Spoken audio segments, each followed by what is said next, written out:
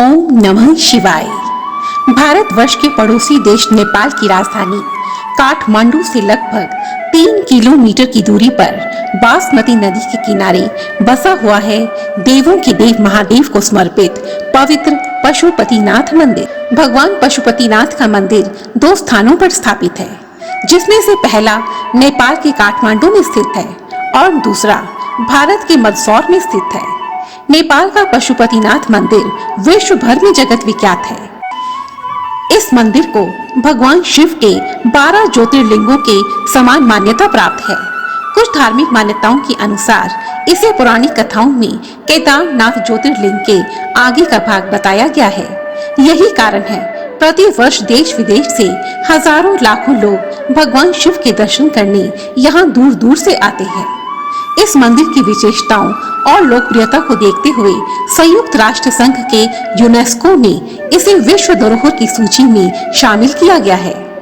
भगवान शंकर के अनेकों नाम हैं, जैसे कि शिव, महाकाल, रुद्र, भोले इत्यादि। ठीक उसी प्रकार भगवान शिव का एक नाम पशुपतिनाथ भी है। पशुपतिनाथ का शाब्दिक अर्थ क्या है?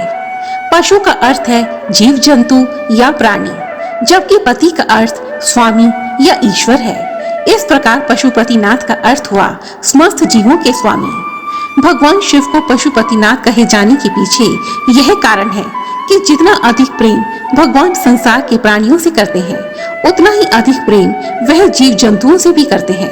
उनके हृदय में जीव जंतुओं और पशुओं के लिए अपार प्रेम देखकर ही उन्हें पशुपतिनाथ भी कहा जाता है।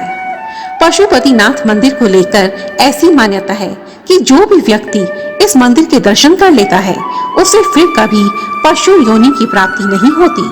लेकिन इसके पीछे भी एक शर्त है कि यहाँ आकर सर्वप्रथम शिवलिंग के दर्शन करने चाहिए और उसके बाद ही यहाँ विराजमान नंदी के दर्शन करने चाहिए।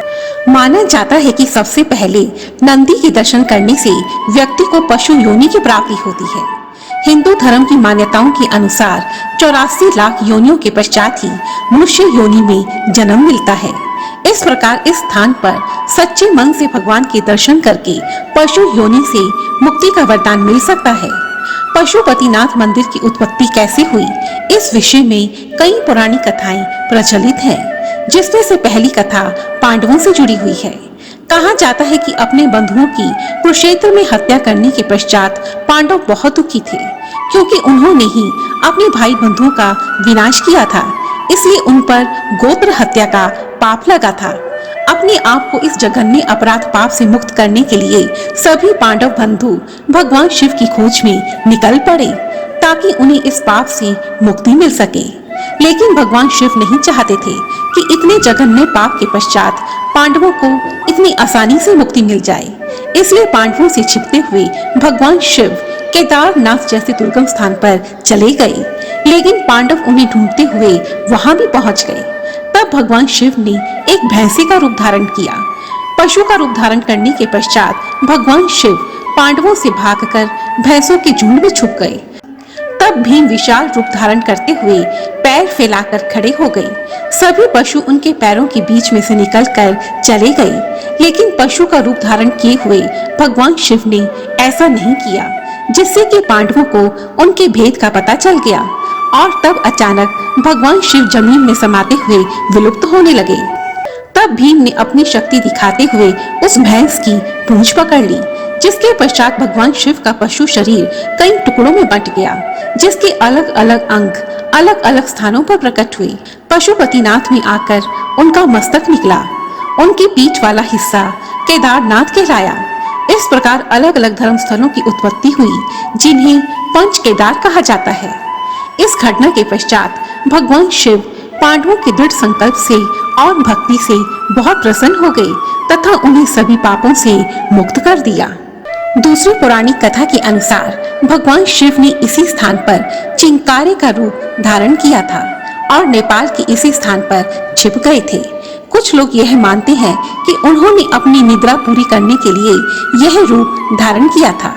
जब भगवान विष्णु और ब्रह्मा को यह पता चला कि भगवान शिव उस स्थान पर चले गए हैं, तो वह उन्हें खोजते हुए उनके पास पहुँचे और पुनः वहां से वापस लाने का प्रयास किया, जिसके दौरान भगवान शिव ने उनसे भागने के लिए नदी के उस छोर पर छलांग लगा दी। कहा जाता है कि उस दौरान वह सिर के बल गिरे और उनके सिर के सींग के 4 टुकड़े हो गए और इन्हीं 4 टुकड़ों में से भगवान पशुपतिनाथ के 4 मुखों की उत्पत्ति हुई। आइए अब जानते हैं पशुपतिनाथ मंदिर का सुंदर इतिहास। मंदिर के इतिहास के बारे में कहा जाता है कि मंदिर की स्थापना वेदों के लिखे जाने से पूर्व ही हो गई थी। कारण है कि इस मंदिर के निर्माण संबंधी कोई प्रमाणिक दस्तावेज उपलब्ध नहीं है। यह कहा जाता है कि इस मंदिर का निर्माण सोमदेव के राजवंश के पशुप्रेक्ष नाम के राजा ने करवाया था। लोगों का मानना है कि राजा पशुप्रेक्ष ने इस मंदिर का निर्माण 3री सदी ईसा पूर्व में करवाया था, लेकिन इसके सारे उपलब्ध प्रमाण 13वीं सदी के हैं। इस मंदिर का जो स्वरूप हम आज देख रहे हैं उसे 1697 में नेपाल नरेश गुप्तेंद्र मल द्वारा प्रदान किया गया था। यह पशुपतिनाथ मंदिर कई बार क्षतिग्रस्त हुआ और नष्ट हुआ, लेकिन समय समय पर कई नरेशों ने इसका जीर्णोद्धार किया है। अप्रैल वर्ष 2015 में एक भीषण भूकंप से यहाँ की मुख्य इमारतों को क्षति पहुंची थी, लेकिन इसके मुख्य मंदिर में किसी भी प्रकार का नुकसान नहीं हुआ, जो किसी चमत्कार से कम नहीं है। ऐसी मान्यता है कि पशुपतिनाथ मंदिर का ज्योतिर्लिंग पारस पत्थर के समान है। मंदिर में भगवान शिव की एक 5 मुख वाली मूर्ति है। पशुपतिनाथ विग्रह में चारों दिशाओं में एक मुख ऊपर की ओर है। प्रत्येक मुख के दाएं हाथ में रुद्राक्ष की माला और बाएं हाथ में कमंडल मौजूद है। कहते हैं कि ये 5 मुख अलग अलग दिशा और गुणों का परिचय देते हैं। पूर्व दिशा की ओर वाले मुख को सतज्योत कहते हैं। उत्तर दिशा की ओर वाले मुख को वामदेव या अर्धनारीश्वर कहा जाता है और दक्षिण दिशा वाले मुख को अघोरा कहते हैं। जो मुख ऊपर की ओर है उसे ईशान मुख कहा जाता है। इस मंदिर में भगवान शिव की मूर्ति तक पहुंचने के लिए 4 दरवाजे बने हुए हैं। ये चारों दरवाजे चांदी के हैं।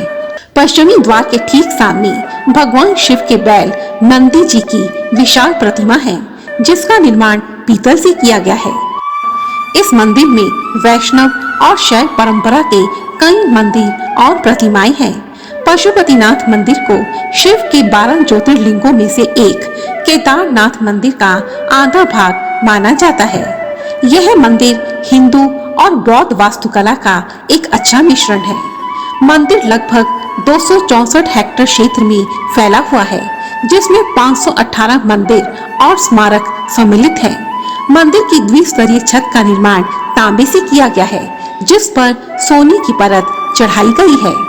यह मंदिर हर रोज सुबह 4 बजे से रात 9 बजे तक खुला रहता है। मंदिर जाने का सबसे उत्तम समय सुबह जल्दी और देर शाम का होता है। पूरे मंदिर परिसर का भ्रमण करने के लिए 90 से 120 मिनट का समय लगता है। ऐसी मान्यता है कि चारों वेदों की रचना का आधार यही पशुपतिनाथ मंदिर है। इस मंदिर में पशुपतिनाथ भगवान की पूजा दक्षिण भारत से आए हुए भारतीय ब्राह्मण करते हैं। उन्हें ही पुजारी के रूप में विराजमान किया जाता है। भले ही पशुनाथ मंदिर को भगवान शिव के 12 ज्योतिर्लिंगों में स्थान नहीं दिया गया है, लेकिन इसकी महिमा भगवान शिव के 12 ज्योतिर्लिंगों से कम नहीं है और यही कारण है प्रति वर्ष लाखों भक्त दूर दूर से भगवान शिव का दर्शन करने के लिए पशुपतिनाथ मंदिर आते हैं और भगवान शिव प्रसन्न होकर उनकी सभी मनोकामनाओं को पूर्ण करते हैं। ओम नमः शिवाय। धन्यवाद।